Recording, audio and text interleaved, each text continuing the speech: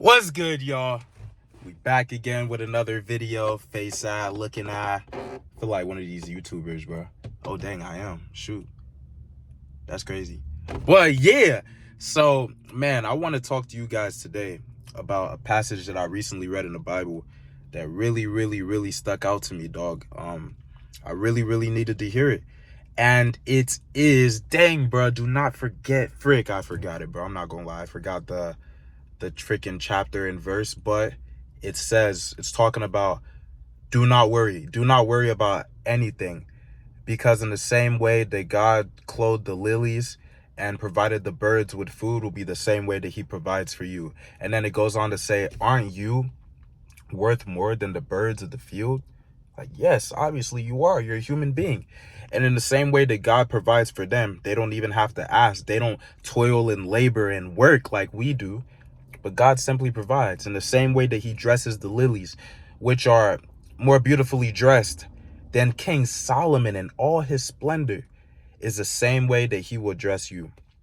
And then that chapter goes on to say, you know what? I'm going to put, because I don't know the title off the top of my head, I'm going to put, when I find it out, I'm going to put the chapter as the title for the YouTube video, so you guys can know. I'm going to put the chapter and the verse as the title for the YouTube video. But it goes on to say, man, like, all these things are not bad to have, you know, the money, the clothes, the food, the things that we want.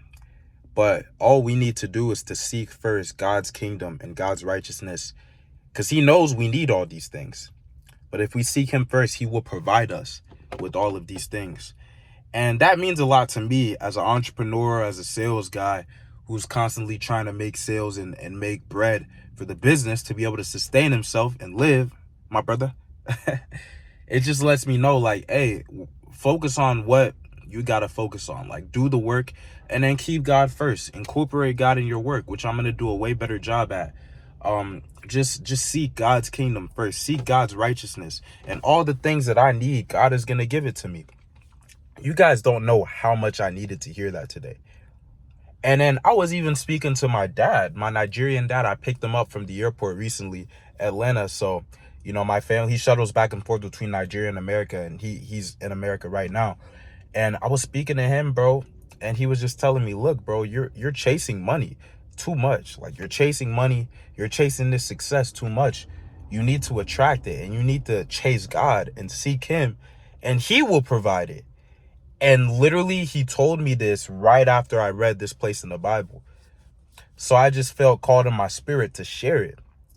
Because, guys, we're doing it all wrong. We're literally doing it all wrong. We're running backwards.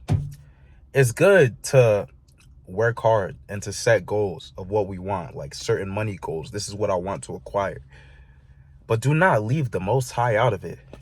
Do not leave the person who wakes you up in the morning out of it.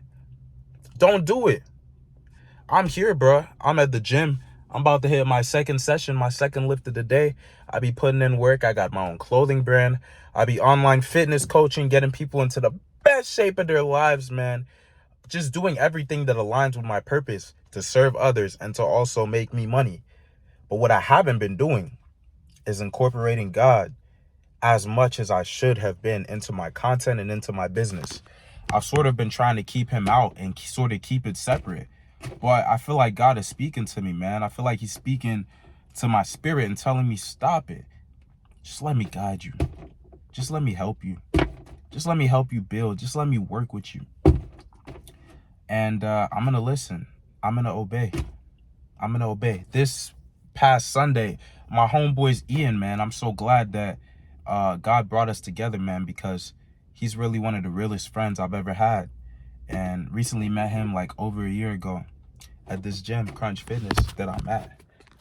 But he invited me to his church, bro. And I've been going for like the past few weeks. And this last Sunday that I went, I just felt the Spirit of God. I felt the Spirit of God talking to me to the point where we were worshiping, and I got on my knees and I just held my hands up and I was telling God, I surrender. God, I surrender to your will for my life. Make it happen. All the dreams, all the goals that I have, I know it is not by me and by my strength that I will get them. I know that it's by you. So I invite you to come in and to guide me and to lead me. And man, like, boy, did I feel the Spirit in that sermon. I felt the Spirit that whole service, the Spirit moving in my heart and the Spirit in the building that we were in, man. And me and God, I felt God talking to me in my spirit, telling me certain things that I'm going to have to give up, certain ways that I've been living, certain things that I'm going to have to change in my life for him to fully come in and take control. And it's sacrifice, man. It's sacrifice. But I'm going to just go ahead and say this. One thing I know for sure is in the past, when I've been living for my flesh, bro, seeking after only what my flesh desires, I'm not focused on God. You can't have both. There's a verse in the Bible that says, no one can serve two masters. And it's talking about God and money, but I really equate this verse to not just money, but to overall debauchery, whether it's casual sex, drinking, partying, violence, like fighting, murder, whatever, overall debauchery, overall sin. You can't have both. And what I've noticed in my personal life is I tried my hardest to juggle both, man. Like, God, you know I got you, man. You know I got you, but I don't want to give this up. God, you know I got you, but come on, it's just one drink. It's just one this. It's just one that. It's just, God, like, you don't know how bad she is? Like, come on, bro. Like, that's what I've been doing for so long in my life. I've been trying to serve two masters, and it has never worked out. Because as I get closer to the debauchery, God leaves my mind. I'm not even thinking about him. And as I get closer to God, I'm leaning away from the debauchery. Like, what? I don't want that. I don't need that. That doesn't benefit me in any way. Literally, you guys don't realize that the habits that you're entertaining, bro, if you really sit down and ask yourself, how does this benefit me? You'll really be perplexed, my brother. You'll really be perplexed. Because think about it. Okay, for us guys, something that all of us, I guess, dang, I look big, bro. Golly, I'm a stud. Sorry about that. But us guys, something that I know we all probably struggle with, let's just say like casual sex, right? Just getting random girls for no reason. Like, not because we love them, not because we really care about them, but just like, you know, like stacking them up like it's a numbers game or something. That's something that a lot of guys do and a lot of guys are involved in. You really sit down and ask yourself, bro, like, what am I gaining from this? Literally, what am I gaining from this? You're losing time, you're losing energy. Most of the time you're losing money as well. Gas money, date money, food money. And then on top of that, you're losing your nut. You're losing your seed, your life force, bro. You don't gain anything. You're losing everything. And I'm talking about when this is not out of love, when this is not your partner, when this is not the person you're meant to be with, your bride. When it's just like for nothing, like dudes will hook up with a girl, you don't even like her. Like, you don't even like her personality. Like, she annoys the living heck out of you. You don't even like her as a person. But what? Because she has big nyash. That's why you want to go and lose everything and risk it all for her. I'm talking to myself, bro, because this is hard, bro. Like, this is really hard. I wish somebody would have sat me down, like, had conversations like this with me while I was young, like 15, 16, 17. It's only recently that I talk about this stuff with my boys. Shout out Sage, shout out T-Bro, shout out my dogs who we have real, raw, transparent conversations with, and ain't no sugarcoating. But that's what I want to do with you guys, because nobody talks about this, bro.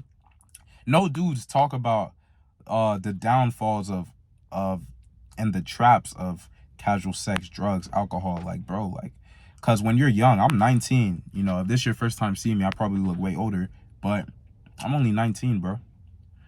Legitimately. I'm literally only 19. And young dudes don't talk about this lifestyle. Young dudes are talking about the debauchery, because that's what's seen as cool. That's what I used to entertain, bro. Not even just like, I ain't even gonna lie, that's exactly what I used to entertain. Like debauchery, casual meaningless sex, not really drinking, because I don't drink, and I've never smoked. I've never been a fan of that stuff. But the partying, the girls, man, like the money, just to party more and get more girl. Like that was my type of thing, what I was focused on for the longest. And the main thing that's driving me away from it is I'm noticing I can't have both, man. I can't serve two masters. So if I literally have to choose between the devil or God, I'm choosing God all the way. But yeah, you guys, I ain't even gonna make this video too long.